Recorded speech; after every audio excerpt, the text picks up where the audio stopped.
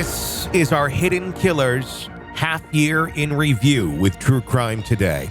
A look back at some of the most compelling conversations about the biggest cases we're following for you right here over the last 6 months and first half of 2024. Here's another one of those conversations.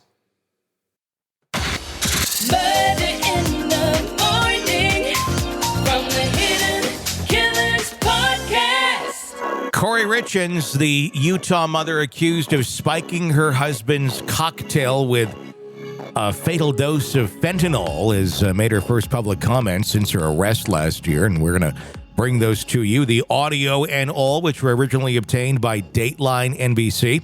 In a series of jailhouse statements provided exclusively to them this week, Richins criticized prosecutors, asserts her innocence, and describes the recent upheaval in the case as forced. Richins, who's 43, who's been held in the Summit County Jail since a judge denied her bail last week, expressed frustration over being separated from her family, saying, "I've been silent for a year, locked away from my kids, my family, living with the media, telling the world who they think I am, what they think I've done, or how they think I've lived." She said, "It's a time to start speaking up. You took an innocent mom away from her babies, and that means war." Let's take a listen to that statement. Oh, dear. Let's hear what she has to say about that. My defense team has been forced to withdraw from my case. Represented or not, we all know and should understand there's only so much I can say. But what I will say is this withdrawal was not my choice, and it was not a personal choice of any counsel on my defense team. I'm anxious. I'm anxious to prove my innocence. I'm anxious to get to trial, and I'm ready to get this one heck of a fight. You took an innocent mom away from her babies. I've been silent for a year, ripped away from my kids, my family, my life, living with the media, telling the world who they think I am, what they think I've done, or how they think I've lived. And it's time to start speaking up. Kind of sounds like a high school kid reading a script for a high school play, kind of, doesn't it? Yeah. Yeah, it feels like it. It feels like this. It feels like that. Like, if you're, like, really, I think, being honest with everything, I think it would have a little different canter. I don't know. Everybody does everything different. That's just my observations on it. The comments come after a judge granted her lawyers a request to withdraw from the defense against charges of aggravated murder and other crimes in the death of her husband, Eric Richins, 39. On March 4th, 2022, Richins' lead attorney, Sky Lazaro, cited an irreconcilable and non-waivable situation as the reason for the withdrawal. So what the fuck does that mean? That's not good. That is typically what you would see when you found out information that you can't defend, or your client literally admitted guilt, or you found evidence where it was irrefutable guilt. And you can't then represent they don't feel that. like they can defend her and keep their license. Exactly. Yeah, that's exactly what it is. Because if they're guilty, you can't go to your attorney and say, "I'm guilty. Argue that I'm not." That's not how that works. I mean, at least with reputable attorneys, it's not. In one statement, Richins said she was filled with great devastation over her defense team's withdrawal, saying, quote, "My defense team has been forced to withdraw from my case. Represented or not, we all know and should understand there's only so much I can say. But what I will say is this withdrawal was not my choice, and it was not a personal choice of any counsel on my defense's team." Well, I kind of doubt that, Kouri. The withdrawal request was filed the same day Richins' lawyers asked a judge to disqualify prosecutors due to severe violations that compromised their defense and violated Richins' constitutional rights to effective counsel. The filing alleges that from May to December last year, authorities recorded jail calls between Richins and her lawyers without their consent, some of which were listened to by prosecutors, which, if that is true, is a great way to fuck up a case. Yep. Now, we don't know that that is true. These are allegations from Kouri Richins. But if that is true, that's illegal, and you can't do that. And if you'd like to get a murderer or an alleged murderer possibly free, go ahead and do that sort of shit. That's the sort of shit that will get someone the case dismissed. So let's not highly unethical. Let's not fuck around with things like that when we don't need to fuck around with things like that. When defense lawyers discovered the practice in question, prosecutor, Summit County's top elected prosecutor, Margaret Olson, initially denied awareness. However, lead prosecutor Brad Bloodworth, there's a fucking name for a prosecutor. Hey, who's the prosecutor? That's a tough name for an attorney. Who's the prosecutor on your case? Brad Bloodworth.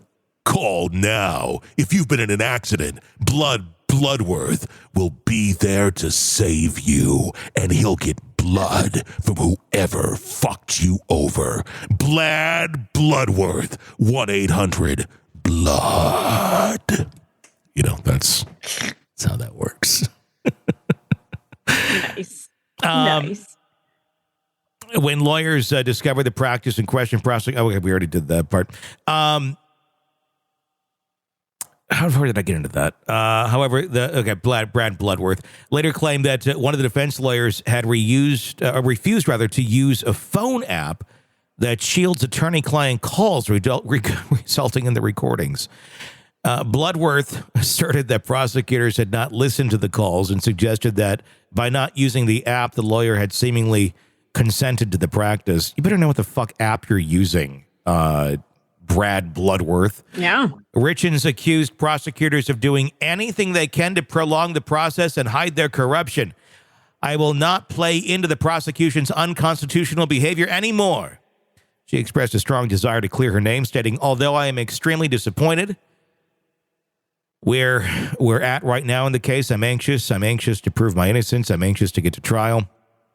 Olson's office responded to the allegations, labeling the defense's lawyer's motion to disqualify prosecutors as materially inaccurate and filed in bad faith, which could have been. The county's attorney's office plans to address the motion formally on May 31st, which should be interesting. I don't know why they just don't address it right now if there's nothing to hide.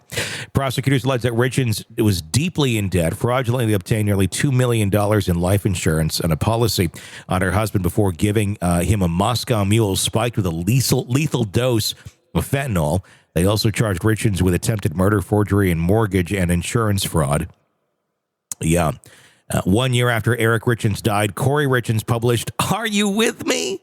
A children's book about grief dedicated to her amazing husband who she was cheating on. Despite the charges, Richins and her family have maintained her innocence.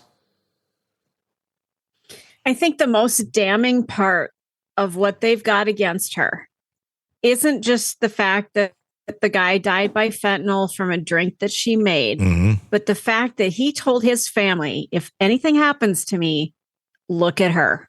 Or the fact that she bought like $900 worth of fentanyl. And her dealer. There might be that.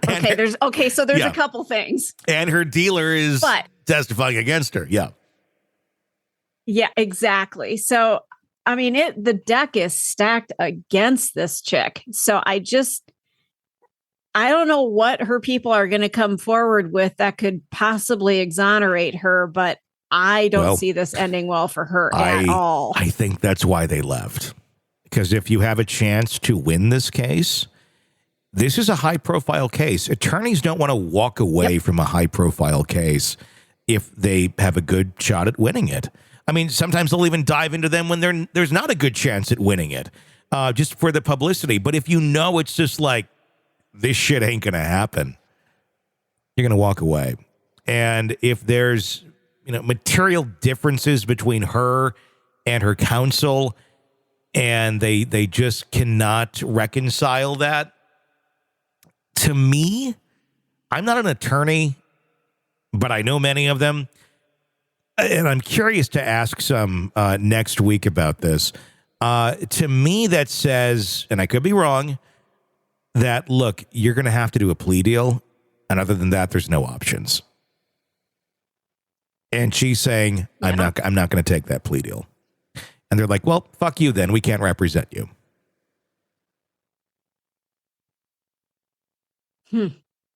That's what I'm getting out of it. Again, not an attorney. I don't know. Talk to a lot of them every day. That would be my guess. Could be completely wrong. But there's something up there why they withdrew, something very damning that would not be a good reflection on them. And that's why they said, peace out, Kouri. Want to listen ad-free? Want advance access to all of our interviews before anyone else?